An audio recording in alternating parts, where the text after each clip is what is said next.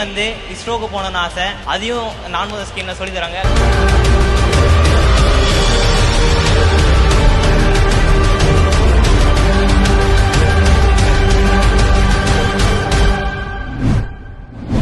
நான் கோயம்புத்தூர் சிபிஎம் காலேஜ்ல இருந்து ஃபைனல் ஹிஸ்டரி ஸ்டூடெண்டா. அம்மா அப்பா என்ன பண்ணிட்டு இருக்காங்க?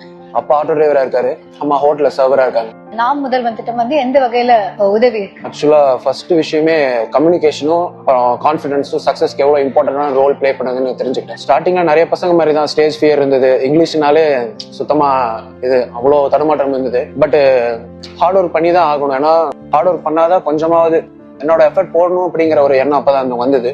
ஆக்சுவலா நான் பென்சில் ஆர்டிஸ்டோ, நான் நிறைய ஈவெண்ட்ஸ் பார்ட்டிசிபேட் பண்ணணும்னு நினைப்பேன், பட் எப்படின்னு தெரியாது.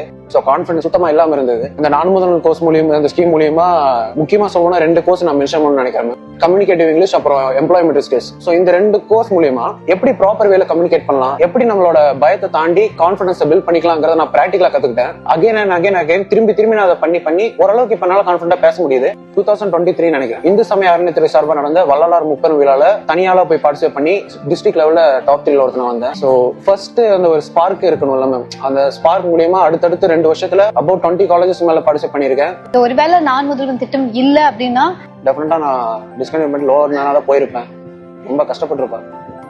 உங்க லைஃப்ல எஜுகேஷன் கண்டினியூ ஆயிருக்குமான்னு தெரியலன்னு சொல்றீங்க. ஆக்சுவலா இதுக்கு முன்னாடி நான் 3 தடவை டிபார் ஆயிருக்கேன். பினான்சியலா என்னால முடிஞ்சு எஃபர்ட் பண்ண முடியல. ஸோ காசு இல்லாம அகைன் டிபார் ஆகி இப்ப நான் ஆர்ட் பென்சில் ஆர்ட் இது பண்ணி நான் அது மூலியமா தான் நான் படிக்கிறேன். நான் முடிக்க போறேன். அடுத்த 3 மந்த்ஸ்ல என்னோட காலேஜ் லைஃப் முடிய போகுது. முடிஞ்சதுக்கு அப்புறம் நல்ல பிளேஸ்மெண்ட்ல கண்டிப்பா நான் நல்ல ஒரு பிளேஸ்மெண்ட் இருப்பேன் நான் நம்புறேன். இது வரைக்கும் இந்த திட்டத்தை வந்து இன்னும் பயனுதலா ஆக்கிக்கல அப்படின்னா அவங்களுக்கு நீங்க என்ன சொல்லணும்? ஏன் இந்த திட்டத்தை எடுத்துக்கணும்னு நினைக்கிறீங்க? ஃபோக்கஸ் பண்ணணும் மேம். நீங்க இப்ப நான் வந்து என்னோட கிளாஸ்லயே இப்போ நிறைய பேர் விளையாட்டா தான் எடுத்துக்கிறாங்க. பட் இது எஃபிஷியன்டா யூஸ் பண்ணா இது ஒரு பெரிய ஸ்டேஜ், நல்ல ஒரு ரெகக்னேஷன் கிடைக்கும். கண்டிப்பா ஒவ்வொரு கனவுல சுமக்கிற ஒவ்வொரு ஸ்டூடெண்ட்டுக்கும் இது பெரிய ஒரு சப்போர்ட்டிவா இருக்கும் நான் கண்டிப்பா நம்புறேன். இன்னைக்கு கல்வியில தமிழ்நாடு பெற்றிருக்கக்கூடிய எழுச்சி இந்தியாவில் இருக்கக்கூடிய பல மாநிலங்கள் திரும்பி பார்க்குது. என்னுடைய இலக்கு அனைவருக்கும் கல்வி. நிச்சயம் நம்முடைய திட்டங்களாலும் உங்களுடைய அச்சீவ்மெண்டாலும் அது நடக்கும்.